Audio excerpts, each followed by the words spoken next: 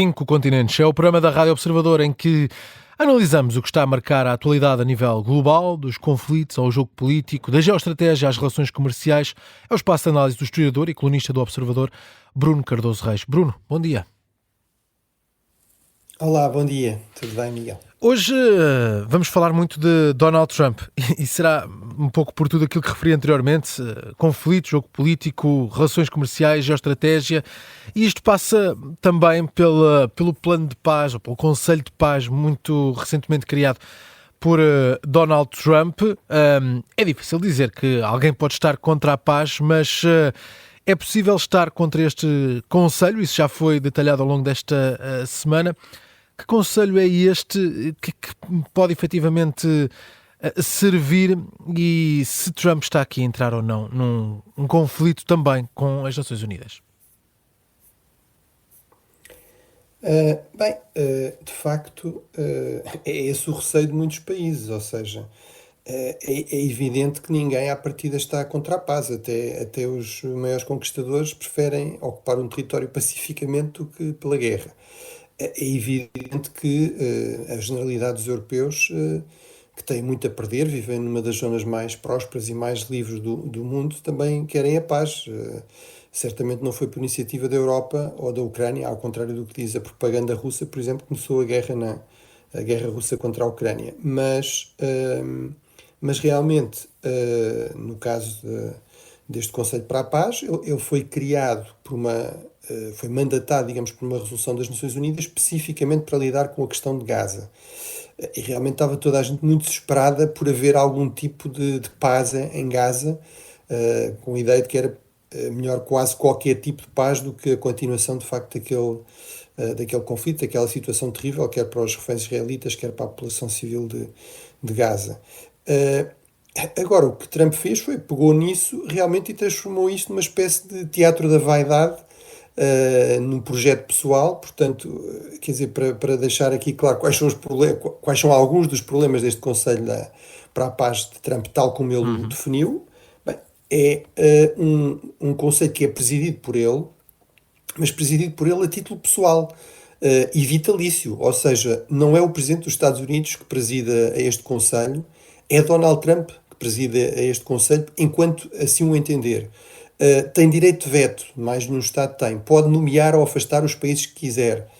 E depois, e sobretudo, é esta questão que é, em vez de se focar apenas na questão de Gaza, que já não é propriamente simples, aparentemente a ideia é fazer uma coisa, digamos, para lidar com a paz no mundo, ou seja, ao que iria competir diretamente com as Nações Unidas, com o próprio Conselho de Segurança. E, portanto, o resultado disso é que aquilo que vimos em Davos foi, enfim, o próprio Donald Trump a dizer, bem, eu geralmente quando há estas cimeiras, estas coisas assim, institucionais, há muita gente que eu não gosto, mas aqui não, aqui gosto de toda a gente. Pois, realmente não é de espantar, ou seja, basicamente era um clube de amigos de Donald Trump, de amigos políticos de Donald Trump a nível global, e portanto não estavam nenhuma das grandes potências, nem a China, nem a Rússia, não estavam as grandes democracias, não estava o Brasil, não estavam nenhuma das democracias europeias também, a única exceção era a Hungria, de Orbán, que é obviamente muito próxima de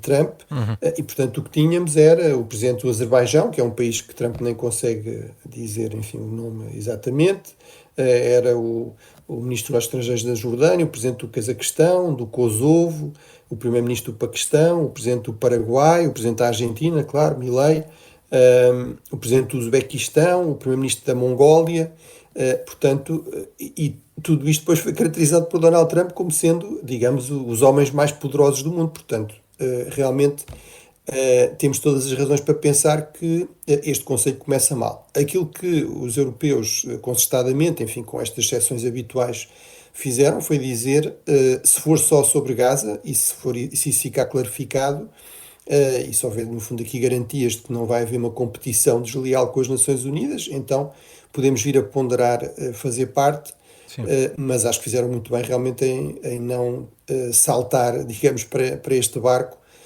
que não dá nenhumas garantias de que faça aqui uma navegação segura em termos de realmente promover a paz no mundo, promover em particular a paz também em Gaza, que era supostamente o seu objetivo principal. Vamos ver que futuro terá este Conselho de Paz criado esta semana. Certo é que há negociações para a paz em diferentes conflitos, um deles o conflito na Ucrânia, com um encontro tripartido, Estados Unidos, juntamente com Ucrânia e Rússia, a negociarem uma solução de paz para este conflito. Acontece nos Emirados Árabes Unidos. A questão aqui é que a Ucrânia já está a apontar para ataques da Rússia durante esta noite e a apontar para uma forma de pressão, um ataque cínico. Podemos esperar algo concreto destas negociações? Já vimos muitas rondas negociais entre estas três forças, mas também já vimos muitas reuniões a envolver a Ucrânia e a Rússia. Pode sair daqui alguma coisa em concreto?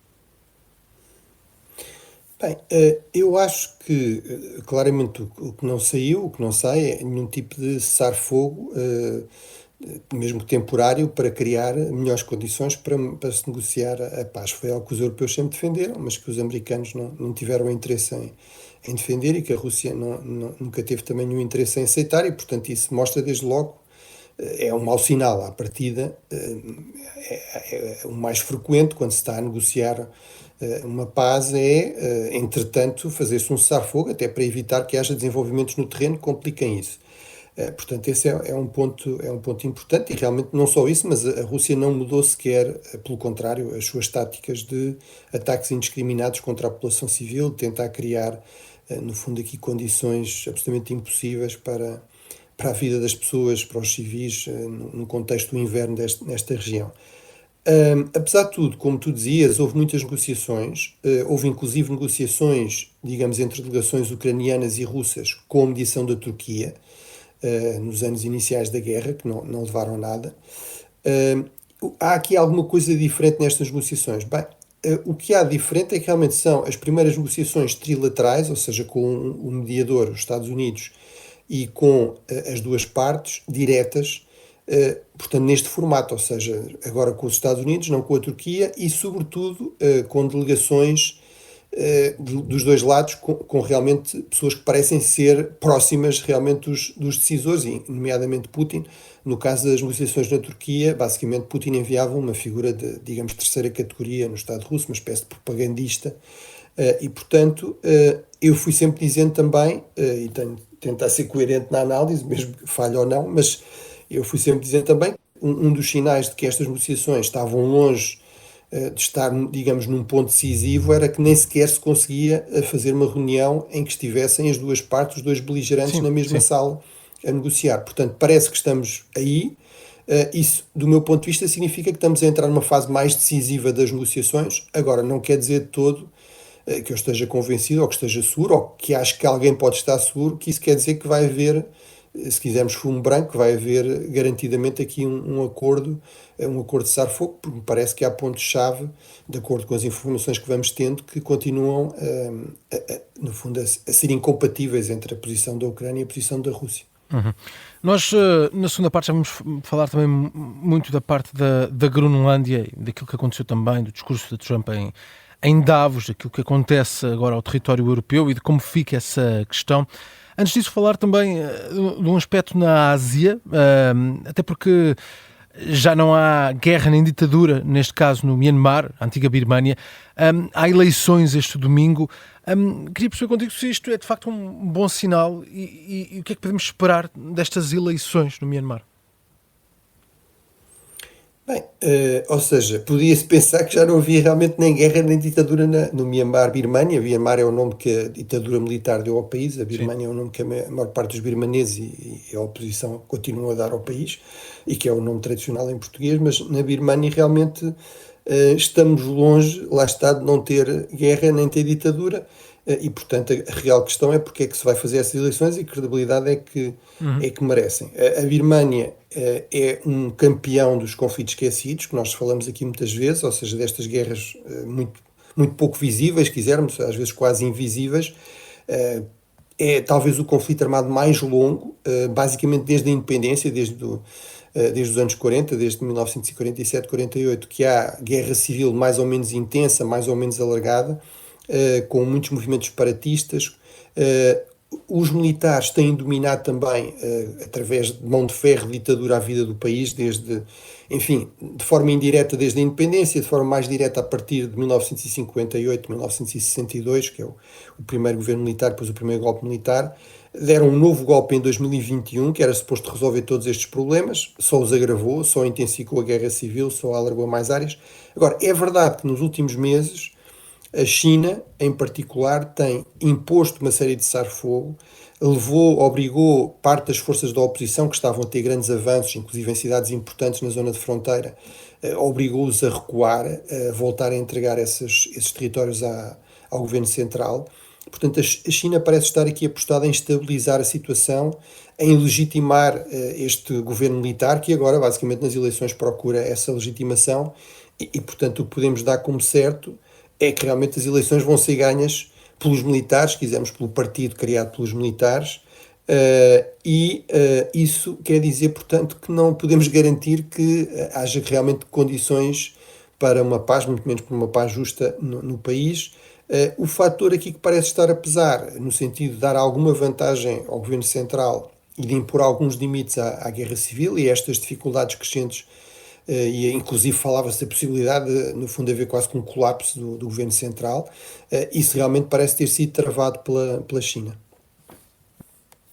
São eleições para acompanhar e que acontecem neste período de guerra civil. Já apontando para aquilo que vamos falar também sobre a Groenlândia, lançar já este tema de Davos, marca certamente esta semana o Fórum Económico Mundial de Davos.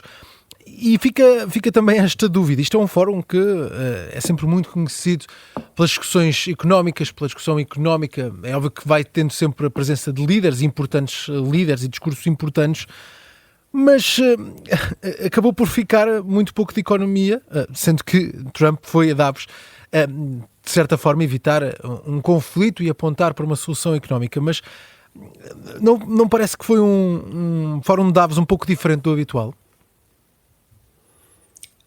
Foi, ou seja, neste sentido, eu acho que isso enfim, como tu dizes, sempre houve discussões também de dimensão mais política, mas realmente aqui digamos, o nicho que aliás é o nicho da Suíça, que é no fundo a economia globalizada, os serviços financeiros, etc. Portanto, este encontro corresponde a uma iniciativa muito inteligente da Suíça, no fundo marcar a agenda internacional, ganhar aqui alguma centralidade para um país pequeno, em termos internacionais, em termos globais, nesta área, digamos, da economia internacional, da economia política internacional, se quisermos.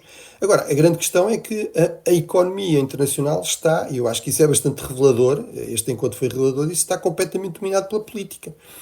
Aquilo que mais se fala é esta questão do risco político, do risco geopolítico, e um dos principais riscos é Donald Trump. Portanto, se quisermos, Trump encarna em pessoa, digamos, essa enorme incerteza, é ele próprio um fator de enorme incerteza. Os Estados Unidos costumavam ser um pilar da ordem global, a nível económico, a nível de segurança, transformaram-se numa potência revisionista radical com Donald Trump e altamente imprevisível em muitos aspectos.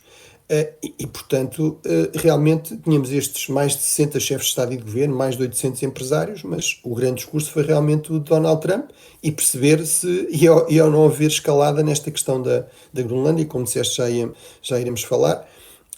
Apesar de tudo, eu acho que Trump ficou bastante irritado porque, na verdade, a ribalta acabou por ser um bocadinho roubada por Mark Carney, ou seja, pelo primeiro-ministro do Canadá, que, no fundo, disse que o rei vai nu, ou seja, deixou claro que realmente estamos confrontados com uma situação de ruptura da ordem internacional, que essa ruptura é desejada por grandes potências que têm uma agenda claramente agressiva, inclusive predatória, sem nunca referir, aliás, os Estados Unidos, o que é curioso. Eu diria que Mark Carney pode facilmente dizer a qualquer crítica de Donald Trump, bem, se queres enfiar o barrete, enfim, então quer dizer que te identificas com este retrato robô de grandes potências agressivas, predatórias, enfim. E realmente acho que desse ponto de vista foi um discurso bastante acertado e no timing certo. Também muita gente já tinha dito isso, o próprio Carney já tinha dito isso, que era um erro tentar sistematicamente apaziguar, ceder perante este tipo de postura, que isso só ia levar a mais ameaças, mais pressão, mais chantagem económica, que era crucial diversificar relações. Portanto, isto também era um pouco uma crítica, ou se quisermos um alerta diplomático aos líderes europeus, e penso que o que também é aqui significativo é que os líderes europeus parecem ter percebido e concordado, ou seja, parece ter realmente havido aqui uma quebra e uma viragem naquilo que tem sido a postura da maior parte dos líderes europeus em relação a Donald Trump, mas enfim, mas sobre isso falaremos mais na segunda parte. Já vamos à segunda parte deste 5 continentes, onde vamos naturalmente falar da situação na Groenlândia. Já voltamos à conversa com o Bruno Cardoso Reis.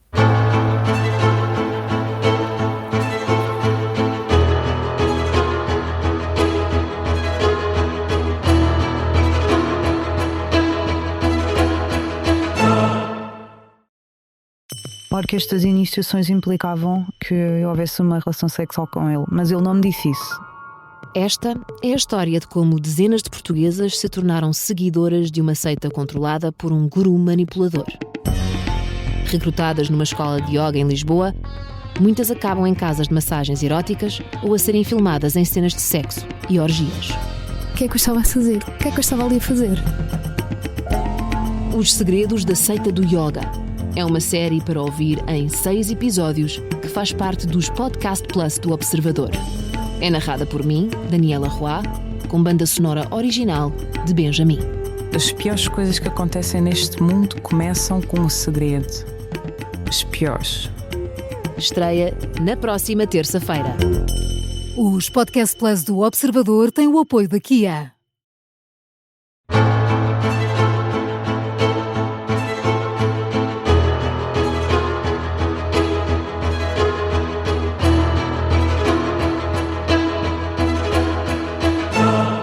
A Groenlândia entrou no topo da atualidade nas últimas semanas, muito por causa dessa intenção de Donald Trump de adquirir o território, anexar o território. Podemos utilizar diferentes palavras para referir aquilo que Donald Trump procura para a Groenlândia, mas em Davos, de certa forma, recuou na possibilidade de colocar tropas e de iniciar um conflito armado por causa desse território que pertence ainda à Dinamarca.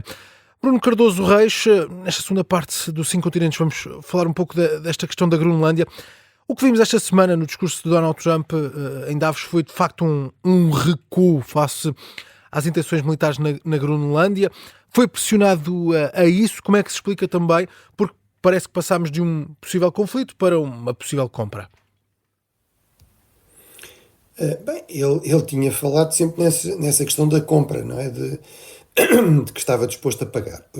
O problema aí realmente, e isto ilustra bem também o problema da tática ou da postura que foi muito praticada no primeiro mandato e que foi muito recomendada em relação a este segundo mandato, que era que o Speaker, o Presidente da Câmara Baixa, da Câmara dos Representantes, o Mike Johnson, voltou agora a repetir, que é esta ideia de se levar Trump a sério, mas não literalmente, que eu também não percebo bem o que é que isso quer dizer, parece-me haver aí uma contradição, mas o problema realmente é a reação em relação à ideia de comprar a Groenlândia ou de anexar o Canadá, foi sempre, inicialmente, de achar que era um pouco uma brincadeira, era uma provocação, etc. Até que isso se tornou impossível, ou seja, a insistência de Trump nesse tema foi de tal ordem, a insistência de que ele estava realmente a falar a sério, esta ideia de que poderia invadir um país aliado, podia estar a planear uma guerra de agressão contra um país aliado se ele não cedesse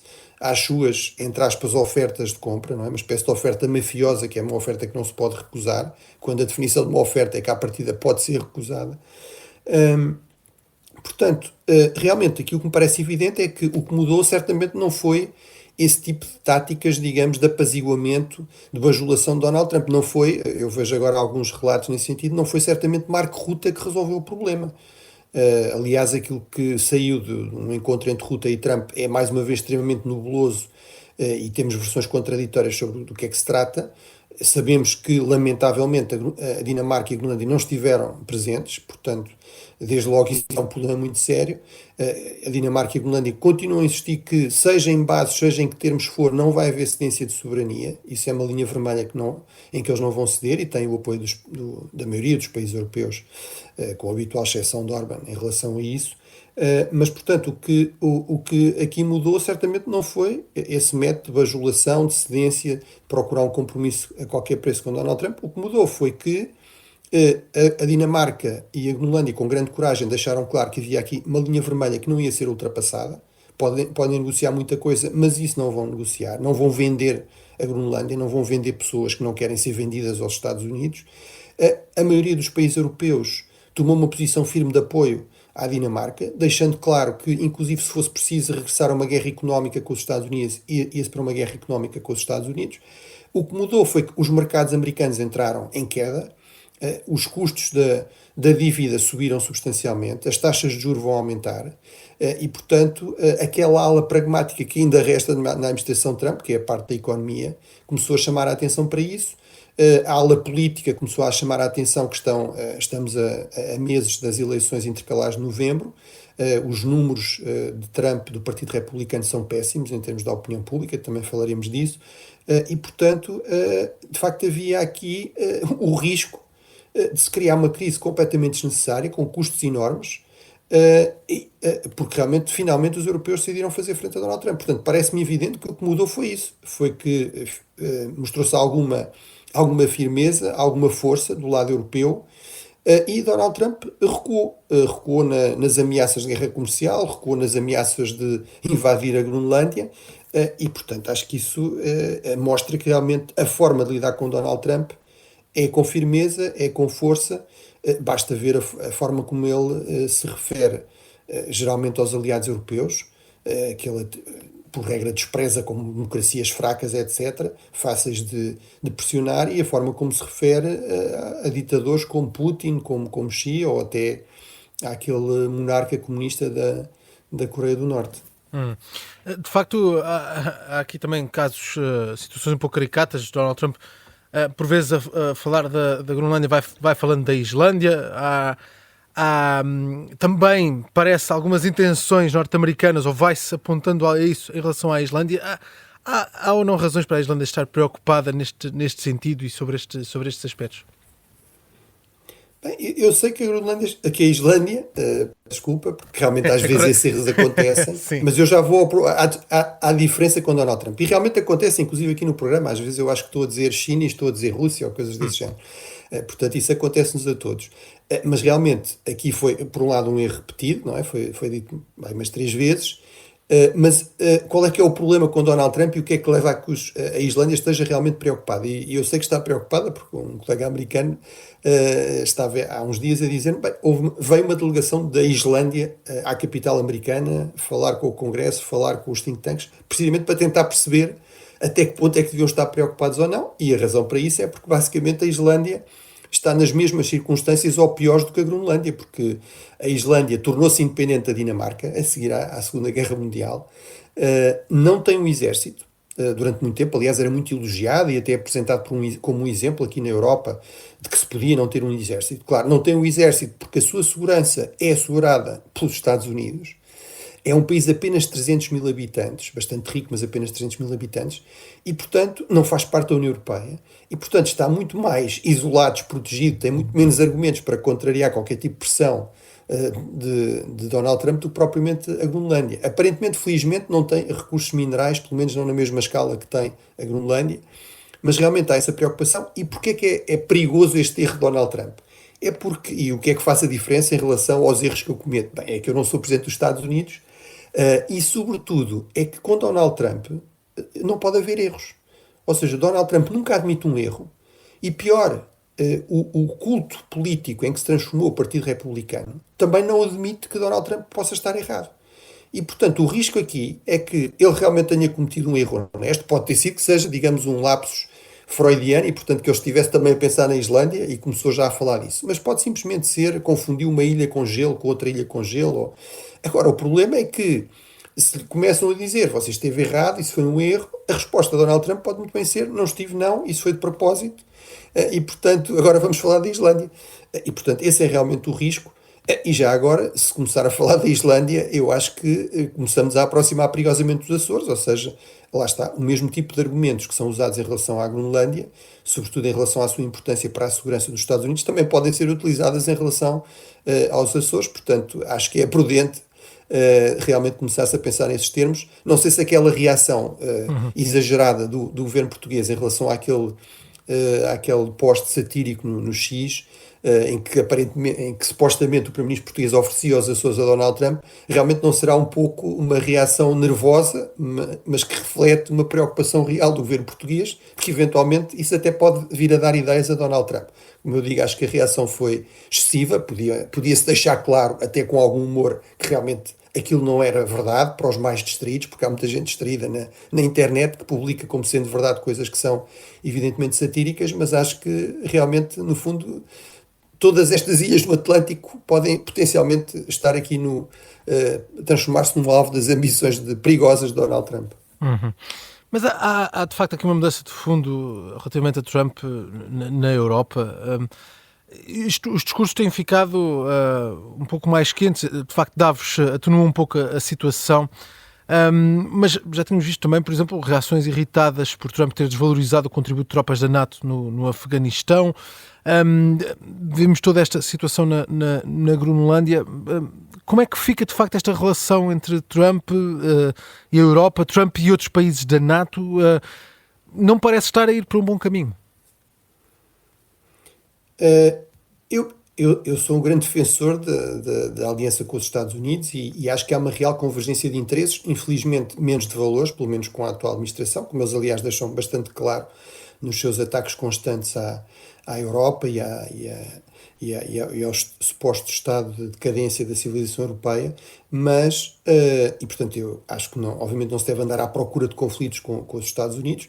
Agora, sempre me pareceu que era errada, era não perceber de facto como é que funciona Donald Trump, esta ideia de que fazer compromissos quase a qualquer preço, constantemente ignorar declarações inaceitáveis da parte dos Estados Unidos, era uma forma certa de responder a Donald Trump. Parece-me que finalmente há cada vez mais líderes europeus a ter também esse entendimento e a assumir uma postura consequente, ou seja, vimos Carney, mas vimos um discurso também com referências explícitas aos Estados Unidos, por exemplo, do chanceler Merz, que também já fez declarações um pouco nesse sentido, mas voltou a fazê-las, vimos Macron, portanto, e sobretudo eu queria aqui destacar, pela primeira vez vimos o primeiro-ministro da Grã-Bretanha, que eu recordo não está na União Europeia, portanto está numa posição um bocadinho mais frágil, uma Grã-Bretanha o eixo da sua política externa desde a Segunda Guerra Mundial é a proximidade, a importância vital da aliança com os Estados Unidos.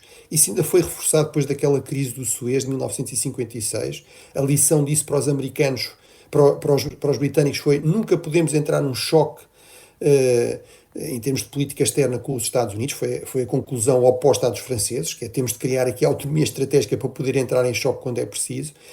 E Keir Starmer, pela primeira vez, em resposta a estas declarações que causaram uma indignação, digamos, enorme na Grã-Bretanha, de que ele fez em Davos à Fox, de que os aliados, enfim, foram lá para o Afeganistão, mas aquilo foi mais um passeio, estavam muito longe da linha da frente.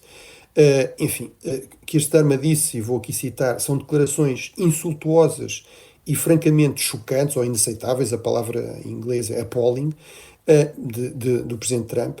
E, portanto, realmente era, digamos, o líder mais pró-americano de todos os países europeus, provavelmente, se excetuarmos Orban, que está na mesma linha de Trump, e realmente isso parece-me que é bastante significativo. A principal revista alemã, Der Spiegel, tem uma capa que nunca foi propriamente uma revista anti-americana, a dizer chega, ou basta, ou já estamos fartos, não é? Portanto, em relação a Donald Trump. E, portanto, parece-me que realmente parece haver aqui uma mudança de atitude de grande parte dos líderes europeus e esta ideia de que realmente é preciso começar a fazer frente a Donald Trump, pelo menos em alguns casos. É preciso dar resposta, deixar claro que há aqui coisas que são ditas que são inaceitáveis.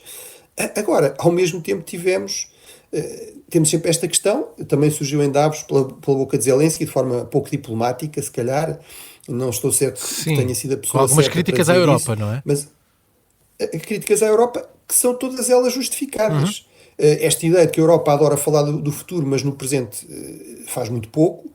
que não tem realmente a rapidez e a robustez que é necessário para responder a este mundo muito mais perigoso. E aquilo que vimos, inclusive, foi no Parlamento Europeu, por um lado, a suspensão do acordo comercial com os Estados Unidos, que é um gesto de força que foi importante, mas ao mesmo tempo uma votação absolutamente lamentável, que mostra também os problemas da polarização e da divisão na Europa, que juntou a extrema-esquerda, digamos, os idiotas úteis ecologistas e depois a extrema-direita, para, na prática, bloquear ou tentar bloquear o acordo entre a União Europeia e o Mercosul, mandando para as calendas judiciárias, mandando para o Tribunal Europeu, na esperança de que isso demore uns anos a resolver. Portanto, quer dizer, como é que é possível, por exemplo, seguir a linha de Carney, de diversificação de relações, quando ao mesmo tempo temos constantemente estes bloqueios, estes vetos, esta autossabotagem. Aliás, Carney, diga-se, dá ele próprio uma solução, que é aquilo que me parece que vai cada vez mais acontecer, mas, por exemplo, no comércio externo isso é muito difícil, porque somos um mercado único, mas é esta questão de coligações mais curtas, mais pequenas, de países realmente determinados a agir, com objetivos concretos e com interesses partilhados, o que nós chamamos muitas vezes um minilateralismo. Mas isso coloca problemas, porque, obviamente, por exemplo, um país como Portugal tem as capacidades, tem também, digamos, o ativismo diplomático necessário para estar presente nessas coligações, para influenciar essas agendas, ou vamos ficar aqui marginalizados? Embora, diga-se também, enfim, ficar nas margens num mundo muito mais conflituoso pode não ser mau, desde que consigamos escapar aos conflitos, não é? Se de repente nos tornarmos um alvo, aí já se torna muito mais perigoso. Vamos tentar abordar aqui outros temas, afastar-nos um pouco de Donald Trump, até porque ainda vamos tentar falar dele um pouco mais à frente, mas falar do Vietnã é um dos temas que queres abordar hoje, é um país também em destaque. Que dados e datas se destacam a par da reeleição do líder comunista?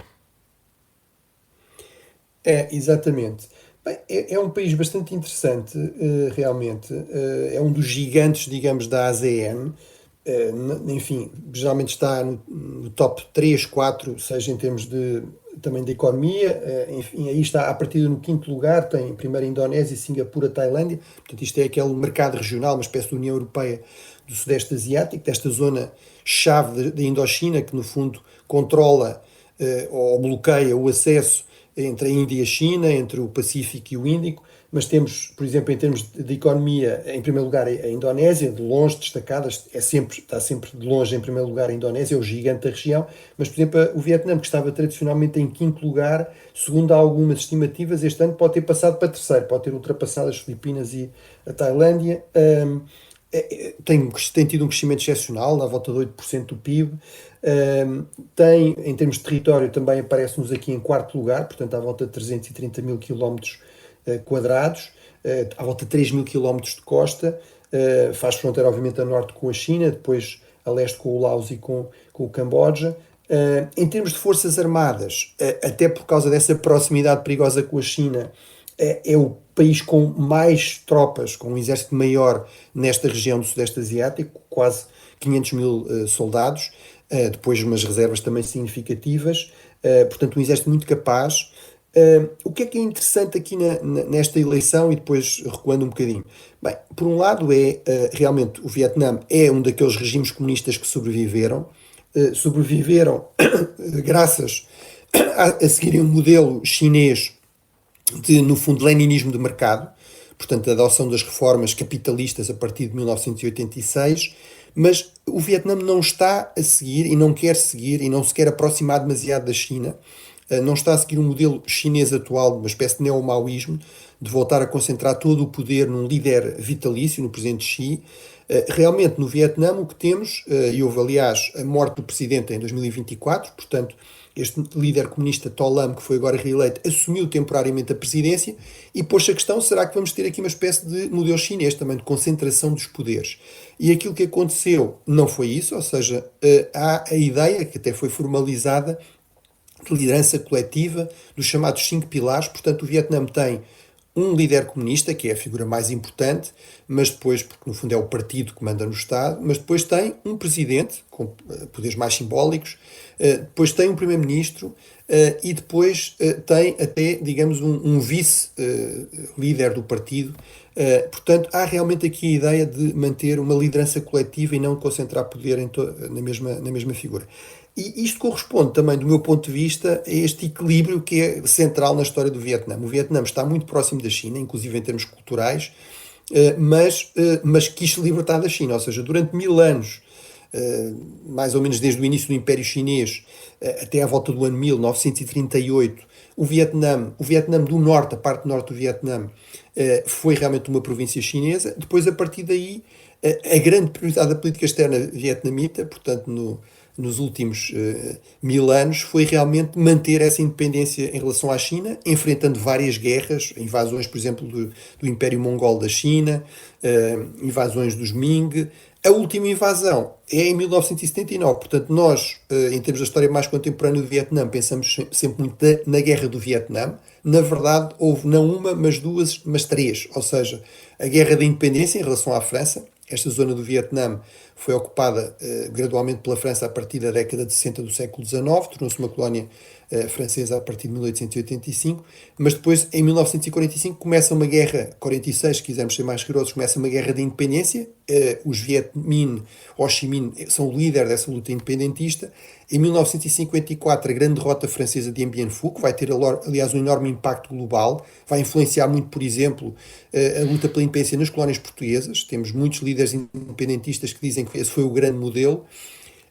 O Vietnã é dividido em dois, portanto, o Vietnã comunista a norte, como resultado dessa derrota francesa, mas a França consegue garantir um Vietnã pró-ocidental no sul. E depois temos, a partir daí, a Segunda Guerra do Vietnã, em que os Estados Unidos se vão envolver diretamente, indiretamente estiveram sempre, mas diretamente a partir de 1965 até 1975, quando cai o Vietnã do Sul e se unifica o Vietnã sobre este regime comunista. Mas logo em 1979, por isso é que eu digo 1, 2, 3 guerras, temos uma invasão chinesa do Vietnã, porque realmente houve aqui tensões, a ideia de que o Vietnã estava a dominar excessivamente esta região, o Laos também e o Camboja, ameaçar no fundo o papel hegemónico da China, e isso levou inclusive a que nos anos 90 não houvesse apenas uma normalização de relações com os Estados Unidos, mas uma reaproximação, inclusive em termos de cooperação militar, naval, por exemplo, com os Estados Unidos, para reequilibrar, para contrabalançar o poder chinês. Portanto, o Vietnã vai claramente manter esta linha do que eles chamam de diplomacia do bambu, vergar mas não quebrar, e de manter esta postura de contrabalançar a China com o apoio dos Estados Unidos, da Índia, de outras potências, mas sem nunca alinhar em nenhum bloco, mantendo sempre a sua independência. Vamos ainda falar um pouco de África e de um acordo comercial entre o Quénia e a China, e também a renovação pelo Congresso de AGOA, o tratamento comercial preferencial para a África nos Estados Unidos da América. O que é que tens a dizer sobre este assunto, mas principalmente este acordo comercial que consegue o Quénia com a China? Bem, é muito significativo, porque o Quénia, como nós falámos aqui várias vezes, era um dos grandes parceiros, a par da Nigéria, por exemplo, na África Ocidental. O Quénia era o grande parceiro dos Estados Unidos na África Oriental.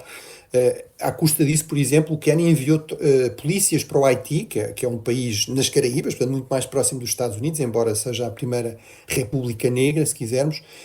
Foi muito controverso lá no Quénia, mas era um sinal dessa proximidade, foi em resposta, digamos, a um apelo norte-americano.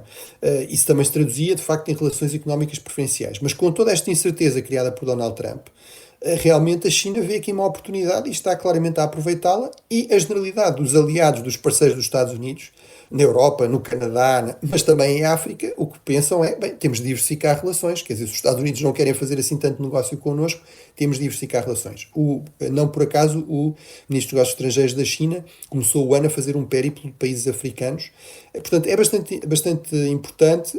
À partida, isentaria da maior parte das taxas alfandegárias à volta de 95% das exportações do Quénia, embora depois haja outras barreiras na China, possivelmente em reação a isso e, portanto, contrariando aquilo que parecia ser a tendência, o Congresso acaba por aprovar a renovação deste acordo de relações preferenciais, talvez por perceber que se não fizer alguma coisa, realmente vai entregar, se quisermos, o ouro ao bandido, ou se quisermos, mais propriamente, as matérias-primas, por exemplo, estratégicas que mudam em África, ainda mais ao investimento chinês. Bruno Cardoso Reis, chegamos ao final desta edição do 5 Continentes. Marcamos novo encontro para a próxima semana. Um forte abraço. Obrigado.